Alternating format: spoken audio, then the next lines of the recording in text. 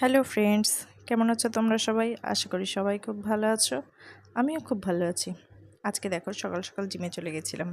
আমার বর কাজ করছিল, পেছনে ঝাড় দিচ্ছিল আর আমি ভিডিও বানাচ্ছিলাম। তারপর দেখো সাইকেল চালাচ্ছিলাম। এটা হচ্ছে সবথেকে কুড়েমির কাজ, তাই এটাই ফার্স্টে শুরু করলাম আমি। তারপরে দেখো ডেডলিফট মারলাম। কোনো দিন ভাবিনি এটা করব। তারপরে বাড়ি চলে আসলাম। বাড়ি এসে এই বিছানা গুছিয়ে নিলাম বিছানাটা। সকাল সকালে বিছানা তোলা হয়ে যায়, কিন্তু ছেলে যেহেতু বাড়িতে ছিল তার জন্য বিছানাটা একটু লেট হয়ে গেল। তারপর আমি ঘরটার মুছে পরিষ্কার করে নিলাম।